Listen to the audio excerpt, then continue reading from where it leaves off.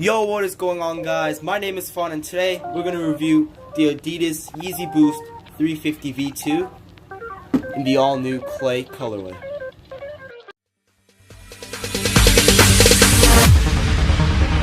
No, there ain't no stopping us. Fly without boarding pass. Couldn't catch me, I'll be moving fast. Alright, so before we jump into the review of the shoe, I feel that it is right to give you guys some background information on the shoe. Now, this shoe was actually part of a region-exclusive Yeezy Boost release. Now, the Africa and Europe regions actually received a true form colorway, while the Asia and Australia regions received the Hyperspace colorway. I'll leave pictures, both of those, on the screen. Now, North America and South America actually did receive these exclusively to the region. It's called the clay colorway because of the clay colored upper, midsole, and outsole. And it's a pretty nice shoe overall. Now, this shoe released on March 30th, 2019 for a retail price of $220 US. Now, it was supposed to release on March 16th with the rest of the shoes. However, this release ended up getting pushed back by 2 weeks for unknown reasons. Now, I did end up copying off of Yeezy Supply, and I finally have my pair in hand. Now, I gotta say, the shoes do look way better in person. When looking at the pictures on Adidas.com, they look kind of green, brownish, and they look really disgusting, not gonna lie. But after having them in hand, I gotta say, I'm really impressed by what Kanye has done this time. The shoe's very nice, the quality is very good, and I was gonna say, it just looks way better in hand. Now, like I did mention, I did get my pair off of YeezySupply.com, which was a pain in the butt. I had to wake up at 3 a.m. to cop these joints. But I gotta say, I'm actually pretty happy I did that because these shoes are pretty nice. These shoes also did release on the foot sites, so Foot Locker, Champs, Foot Action, and Finish Line, as well as Adidas.com. But it was a lot harder to cop on those sites, and the stock was pretty limited.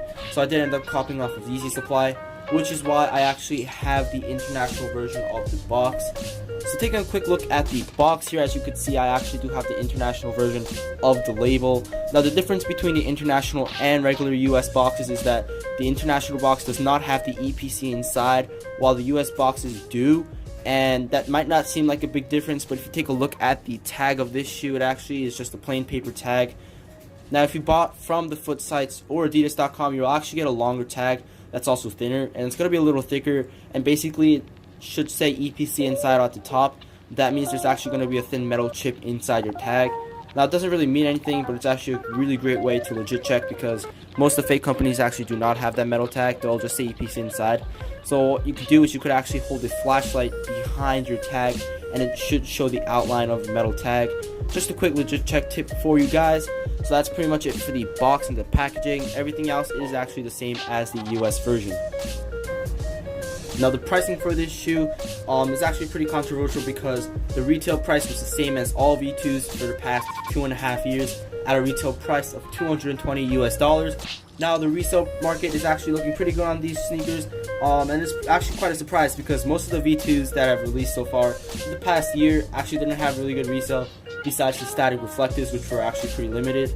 Most other V2s, they suffered from low resale prices, and basically they would sell for only about $50 to $100 over retail.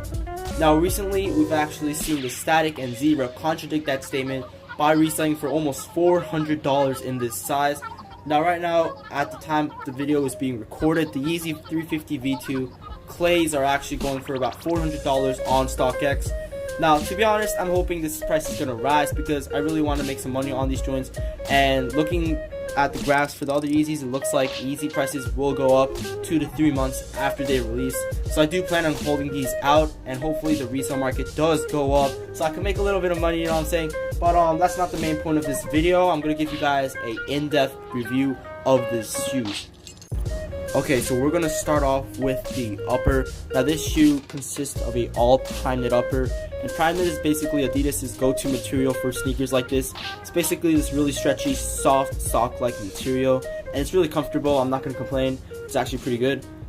Now, that's all throughout the shoe, and one thing I want to mention are the laces. Now, in the static and static reflective colorways, we saw lacing with the 3M tints, so it would actually be reflective. Now, for all three colorways for this region exclusive release, the 3M tint is not there, so we just have regular plain rope laces. And the next thing I want to mention is the stripe. Now, starting from the statics, we actually saw a different material in the stripes. It used to consist of just regular prime knit. Now it's just very unique see-through material. Now on the statics, it was actually completely translucent, but on this pair, it actually has a slight violet tint to it. So if you take a look, it's actually kind of like purplish, I would say. But you can still see through it, and you can still see the different parts of the shoe from the inside. On the back, we have a neon orange pull tab. Now, the last time we saw something like this, I can't really remember, but the neon orange pull tab does actually really stand out when you look at the shoe, just because the colors do really pop compared to the rest of the shoe. It's pretty nice. It's actually the same size and position as all other 350 V2s. Taking a look at the inside, I did actually remove the insole. Now the insole is actually the same color as the rest of the shoe. It comes in this clayish colorway, which is a mix between red and brown, and it's pretty nice. Just standard Adidas insole. Now on the inside, you will also find your size tag. Now I'm going to leave a picture of that because it's kind of hard to see from this angle, but we can actually tell that this shoe was made in the Adidas EVN factory.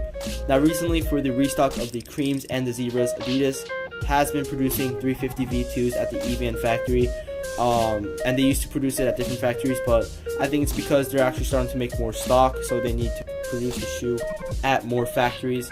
And also on the box, if I could find it, I'll leave a picture, but there should be a sticker that says EVN Final, and that's just basically the QC sticker for this shoe. Alright, so this time we're going to move down a bit to the midsole. Now the midsole is the same midsole that we find in all 350 V2s. It's the Boost technology midsole encased by this rubber casing. Now this time, it might be hard to see on camera, but there's actually a gradient in the color.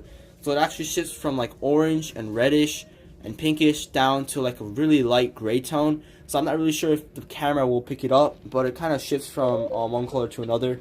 That's actually pretty cool. It's like kind of like a small detail, I guess, and it hasn't really been in other V2s. And it's unique to this shoe, but it's really nice to see.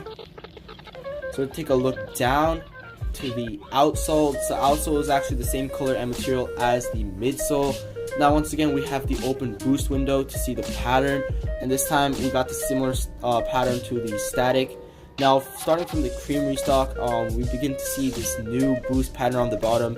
It used to have like a unique pattern that would be like a couple dots this way and like a little square here, but now as you can see, the boost dots are all over the place, and I'm not really sure why they did that, but I just realized that they started doing it since the cream restock. And towards the front, we do have more exposed boost windows, so you can see the boost. Now that's pretty much it. Now before we go end the video, we're gonna have an on foot look at these shoes.